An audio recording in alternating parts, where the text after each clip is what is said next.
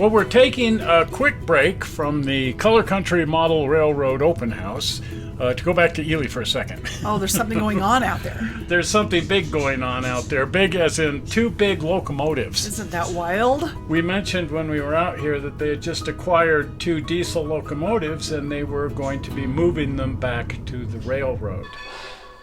Now, of course, the railroad is best known for its collection of steam locomotives. Right.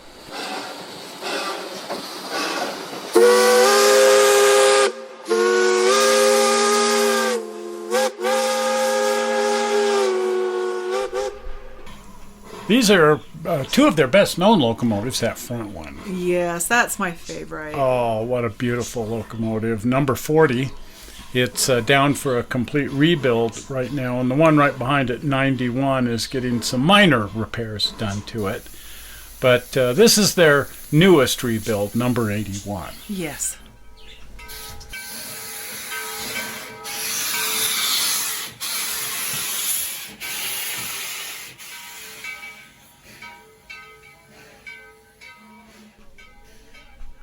But along with the steam locomotives, they have some really neat stuff out here. They certainly do. Look at this crane, just blows my mind. I love it. They just got done completely restoring that a few years ago. I'm so happy they didn't repaint it. No, yeah. But they did mechanically completely rebuild it. But they also have one of the best collections of first-generation diesels, especially Alco diesels. Right. They only ever bought, in fact, one EMD engine. Everything else out here is Alco. This is an RS3, Alco RS3, and they run it all the time. You know, I think the trip out to Ely would be worth it if for no other reason, just to see the first-generation diesels. Right. But they have just recently added 2 more diesels to this collection, one of which is an RSD4, the only surviving RSD4. Oh, wow. Number 201 left the railroad, I think, in 1984. It was built the same year I was born, 1951. Oh, neat. It ended up here at the Northwest Railway Museum in Washington State. Really? And that's over 840 miles from Ely. Yeah, right. And getting this back home to Ely proved to be a bit of a logistical problem. I imagine. This is the other locomotive that they lost, number 401, an SD7. Oh, that's cool. This guy was leased or sold, I think it was just leased, to the Intermountain Power Project in Delta, Utah. But it ran here on the Nevada Northern. It was given this war bonnet paint job. I love the paint on that. Oh, that's the most beautiful paint job. And they used it for events and special excursions right up to the time when the railroad closed, because it was just such a beautiful engine. But this is what it looks like today. It's a little faded. It's a bit faded and it needs a bit of work.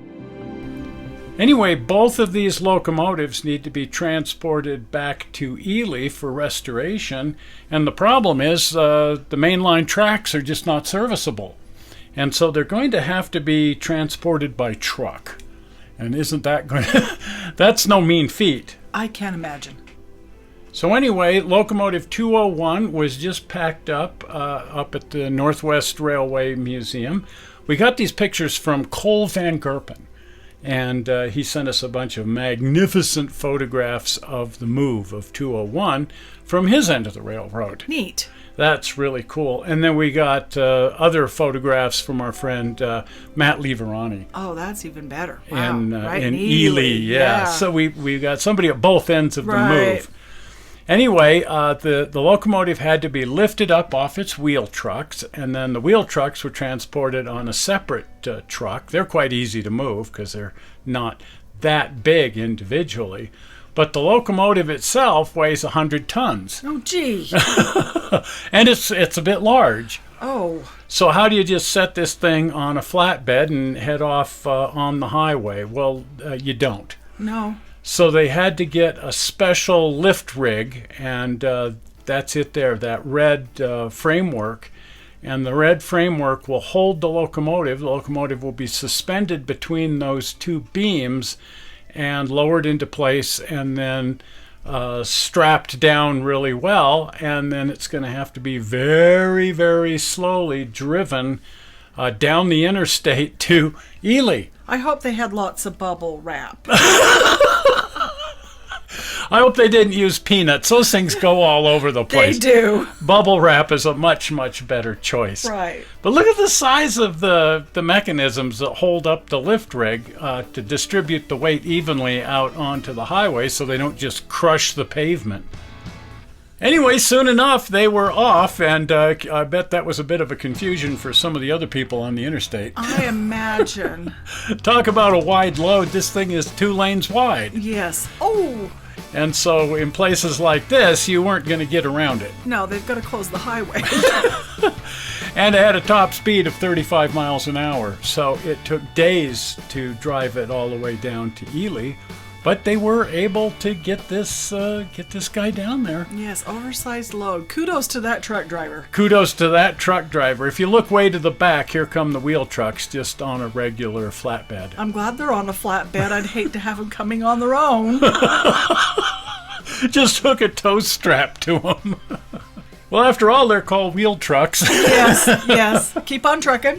We digress. Anyway, the whole rig found its way back to Ely, and now they had to undo everything they did at the other end.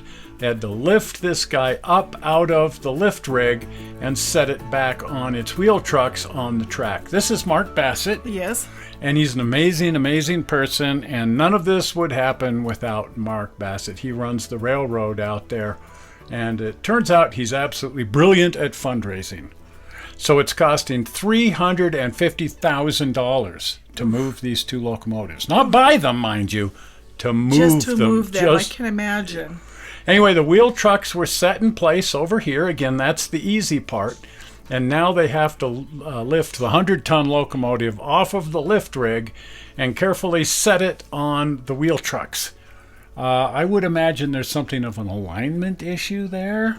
Careful. Careful!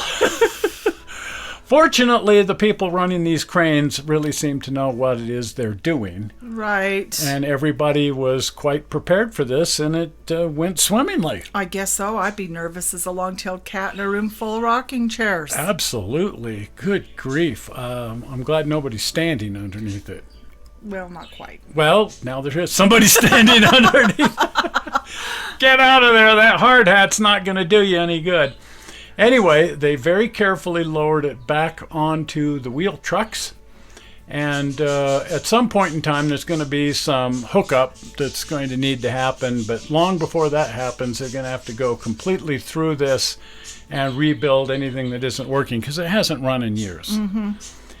But there it is, the last surviving Alco RSD4. Well, there it is. Back on its home tracks in Ely, Nevada. This is... I can breathe now. Yeah, this just blows my mind that they were able to do this, and that people just voluntarily sent in their money, and they were able to raise $350,000. Way to go, Mark Bassett. This just absolutely blows everybody's mind. It's wonderful. I'm excited. This always was a world-class museum, and it's just getting better by the day. So very appropriately, they hauled out 2 of their operational RS3s and hooked those up to the 201 to take it back into the locomotive shops, where, again, they're going to start rebuilding this guy and getting it operational again. We need to get back out there. I'm curious. I just love going out there. I anyway, do too. It's so my home away from home anymore. Just wandering the shops is an experience in and of itself. And Right. then, of course, saying hi to Dirt the Cat. Exactly. That's what I say. Home away from home. Anyway, there it is, 201, back in the shops where it belongs. It's just a magnificent thing. Wonderful.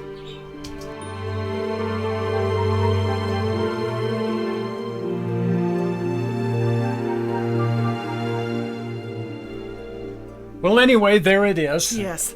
If you're not a subscriber to the channel, please subscribe by clicking on the blue button coming up right there.